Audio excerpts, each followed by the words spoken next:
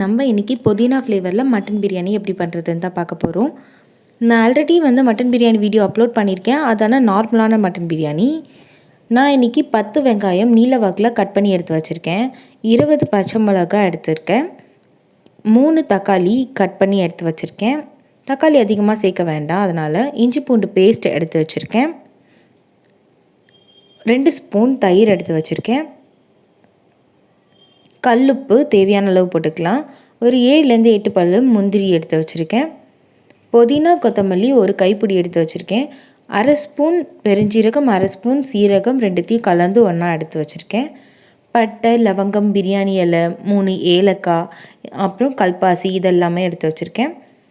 Biryani masala 1 spoon எடுத்திருக்கேன். 1/4 spoon தனி மிளகாய் தூள் எடுத்திருக்கேன். நீங்கள் காரத்துக்கு ஏற்ப பார்த்துட்டு கூட ஆட் பண்ணிக்கலாம். மஞ்சத்தூள் எடுத்திருக்கேன். தாளிப்புக்கு தேவையான எண்ணெய்.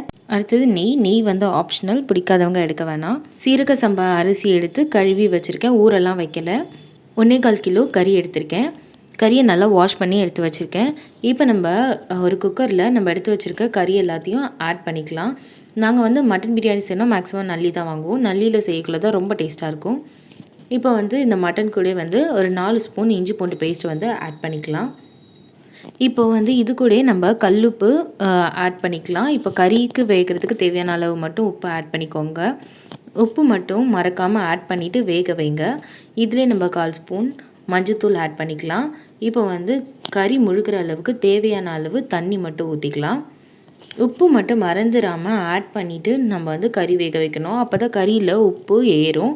இல்லைனா நீங்கள் பிரியாணி தாளிக்கக்குள்ளே கறியில் உப்பு ஏறாது, ஒரு மாதிரி சப்புன்னு இருக்கும். பிரியாணியும் அந்தளவுக்கு டேஸ்ட் வராது. அதனால் மறக்காமல் நீங்கள் உப்பு ஆட் பண்ணிக்கோங்க. கறி முழுகிற அளவுக்கு தண்ணி ஊற்றிட்டு இஞ்சி பூண்டு பேஸ்ட்டு மஞ்சத்தூள் எல்லாமே ஒன்றா கலந்து விட்டுட்டு குக்கர் மூடி போட்டு அதில் விசில் போட்டுக்கலாம். 3 விசில் என்னோடய குக்கர் தாங்கும். உங்களோட குக்கரில் எத்தனை விசில் வேணுமோ அத்தனை விசில் நீங்கள் கரெக்டாக போட்டு எடுத்துக்கோங்க. நம்ம ஒரு பிரியாணி கொண்டா வச்சுக்கலாம். பிரியாணி கொண்டா நல்லா சூடான பிறகு இதில் நம்ம 5லேருந்து 6 ஸ்பூன் எண்ணெய் ஊற்றிக்கலாம். நம்ம எண்ணெய் கூட 1 ஸ்பூன் நெய் ஆட் பண்ணிக்கலாம். நெய் ஆப்ஷனல் தான், உங்களுக்கு பிடிக்கலன்னா போட வேண்டாம். நெய்யும் நல்லா சூடான பிறகு இதில் நம்ம எடுத்து வச்சுருக்க பட்டை, லவங்கம், பிரியாணி இலை, ஏலக்காய் எல்லாத்தையும் ஆட் பண்ணிக்கலாம். இந்த பிரியாணி இலை இது எல்லாமே நல்லா பொரிஞ்சு வந்த பிறகு இதுலேயே நம்ம எடுத்து வச்சுருக்க வெங்காயத்தை ஆட் பண்ணிக்கலாம். வெங்காயம் நம்ம நிறைய சேர்த்து பண்ணக்குள்ளே டேஸ்ட்டும் ரொம்ப நல்லாயிருக்கும். நம்ம வெங்காயம் போட்டுட்டு இதை நல்லா வதக்கி விட்டுடலாம். வெங்காயம் வதங்கிறதுக்கு தேவையான அளவு உப்பு போட்டு இதை நல்லா வதக்கி விடுங்க. வெங்காயம் எந்த அளவுக்கு வதங்குதோ அந்த அளவுக்கு நம்மளுக்கு டேஸ்ட் ரொம்ப நல்லாயிருக்கும். மூடி போட்டு நம்ம ஒரு 3 நிமிஷம் வெங்காயத்தை நல்லா வதக்கிக்கலாம். அதுக்குள்ளே நம்ம ஒரு பேன் எடுத்து அதில் 1 ஸ்பூன் எண்ணெய் ஊற்றிட்டு நம்ம எடுத்து வச்சிருந்த 20 பச்சை மிளகாவை இதில் ஆட் பண்ணிவிட்டு இதை நல்லா கலர் சேஞ்ச் ஆகிற அளவுக்கு வறுத்து எடுத்துக்கோங்க.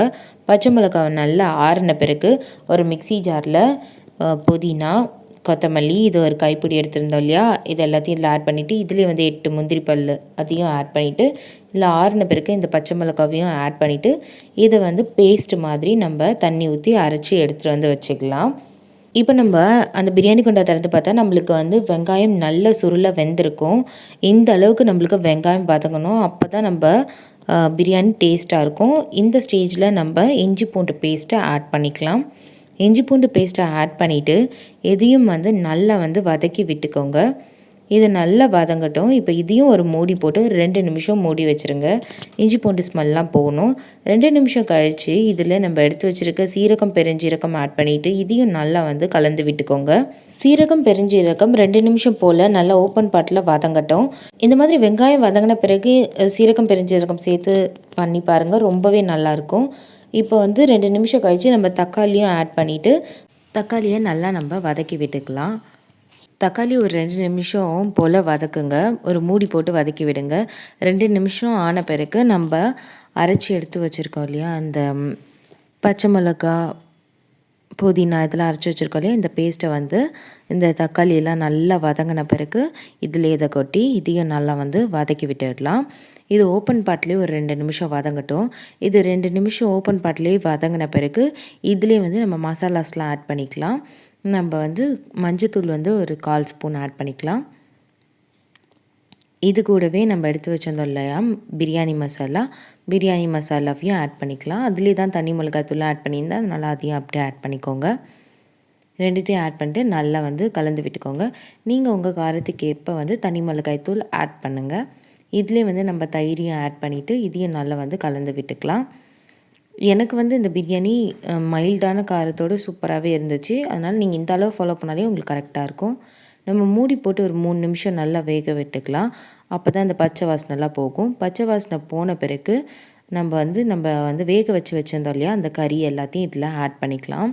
கறி எல்லாத்தையும் ஆட் பண்ணிவிட்டு இதை எல்லாத்தையும் நல்லா வந்து கலந்து விட்டுடலாம். எல்லாத்தையும் நம்ம நல்லா கலந்துட்டு பிரியாணிக்கு தேவையான உப்பு மட்டும் இப்போ ஆட் பண்ணிவிட்டு இதையும் நல்லா வந்து கலந்து விட்டுட்டு நம்ம ஒரு மூடி போட்டு மூடி வச்சுக்கலாம். இது ஒரு 3லேருந்து 4 நிமிஷம் நல்லா வந்து வேகட்டும். அப்போ தான் இந்த மசாலாலாம் அந்த கறியில் ஊறும். 3லேருந்து 4 நிமிஷம் கழித்து நம்ம பிரியாணி கொஞ்சம் திறந்து பார்த்தோன்னா இதில் வந்து எண்ணெய்லாம் நல்லா வந்து பிரிஞ்சு வந்திருக்கும். இந்த ஸ்டேஜில் நம்ம தண்ணி அளந்து சேர்த்துக்கலாம். நான் இந்த டம்ளரில் 2 டம்ளர் அரிசி எடுத்தேன். இதே டம்ளரில் நம்ம 4 டம்ளர் தண்ணி அளந்து சேர்த்துக்கிட்டா கரெக்டாக இருக்கும். நம்ம கறி வந்து கொதிக்க வச்சோம் இல்லையா, விசில் போட்டு எடுத்தோம் இல்லையா, அப்போ அந்த தண்ணி இருக்கும் இல்லையா, அந்த தண்ணியே இதில் ஆட் பண்ணுங்கள். அப்போ தான் வந்து பிரியாணி இன்னும் நல்ல டேஸ்ட் கொடுக்கும். நம்ம வந்து தண்ணி எல்லாம் ஆட் பண்ணிவிட்டு கறியும் தண்ணியும் எல்லாத்தையும் ஒன்றா மிக்ஸ் பண்ணி விட்டுட்டு திருப்பியும் ஒரு மூடி போட்டு மூடி வச்சிடலாம். 3லேருந்து 4 நிமிஷம் கழிச்சு நம்ம திறந்து பார்த்தோம்னா நல்லா வந்து நம்மளுக்கு தலப்புலன்னு கொதிக்கும். இந்த மாதிரி கொதிக்கக்குள்ளே தான் நம்ம எடுத்து வச்சுருக்க அரிசியை வந்து ஆட் பண்ணணும். நான் அரிசியை ஊரெல்லாம் வைக்கல, வெறுமனே வாஷ் பண்ணி எடுத்து வச்சிருந்த அரிசி தான். இந்த அரிசியை நல்லா இதில் கலந்து விட்டுட்டு ஆட் பண்ணிவிட்டு நல்லா கலந்து விடுங்க. கலந்து விட்டுட்டு ஒரு மூடி போட்டு மூடி வச்சுருங்க. ஹை ஃப்ளேம்லேயே வச்சு 2 நிமிஷம் வைங்க. திருப்பியும் நல்லா வந்து இது கொதி வரும். இந்த மாதிரி நல்லா வந்து முட்டை கொதி வரும். பெரிய பெரிய பபுள்ஸாக வரும். நீங்கள் அடியில் கிண்டி பார்த்தீங்கன்னா உங்களுக்கு தெரியும், பெரிய பெரிய பபுள்ஸாக வரும். இந்த மாதிரி ஸ்டேஜில் நீங்கள் அடுப்பை வந்து லோ ஃப்ளேமில் வச்சிடணும். லோ ஃப்ளேமில் வச்சுட்டு ஒரு மூடி போட்டு நல்லா டைட்டாக மூடிடுங்க. மூடிட்டு ஒரு 4 நிமிஷம் லோ ஃப்ளேம்லேயே வச்சு வேக வைங்க. அதுக்கப்புறம் நம்ம திறந்து பார்த்தோன்னா நம்மளுக்கு இந்த அளவுக்கு பிரியாணி சூப்பராக வந்து அரிசி எல்லாம் வெந்து தண்ணியெல்லாம் நம்மளுக்கு நல்லாவே வந்து இழுத்துருக்கும். தண்ணிலாம் எதுவுமே இல்லாமல் ட்ரையாக தான் இருக்கும். அதே சமயம் நம்மளுக்கு அரிசியும் நல்லா வெந்திருக்கும். ஆனால் வந்து நம்மளுக்கு உதிரி உதிரியாக வந்து இருக்காது. நம்மளுக்கு நல்லா வந்து உதிரி உதிரியாக இருக்கணும் அப்படின்னா நம்ம திருப்பியும் வந்து இதை நல்லா மூடி வச்சுட்டு பிரியாணி குண்டானை எடுத்துகிட்டு நம்ம ஸ்டவ்லேயே வந்து தோசைக்கல் வச்சு தோசைக்கல்ல ஹை ஃப்ளேமில் 1 நிமிஷம் வச்சுட்டு அதுக்கப்புறம் அதை லோ ஃப்ளேமில் மாற்றிட்டு நீங்கள் எடுத்து வச்சுருக்க பிரியாணி கொண்டான அந்த தோசைக்கல் மேலே வச்சு ஒரு 3 நிமிஷம் விடுங்க. 3 நிமிஷம் கழித்து நம்ம இதை திறந்து பார்த்தோன்னா நம்மளுக்கு நல்ல உதிரி உதிரியாக சூப்பரான பிரியாணி நம்மளுக்கு கிடைக்கும். நீங்கள் இதே அளவில் வீட்டில் செஞ்சு பாருங்கள், உங்களுக்கும் சூப்பரான பிரியாணி கிடைக்கும். எந்த ஒரு மசாலாவும் ஆட் பண்ண வேணாம், நம்ம வீட்டில் இருக்கிறத வச்சே செய்யலாம். இந்த மாதிரி செஞ்சு பாருங்கள். இந்த வீடியோ பிடிச்சிருந்தால் மறக்காமல் லைக் மட்டும் பண்ணிவிடுங்க. தேங்க்ஸ் ஃபார் வாட்சிங்.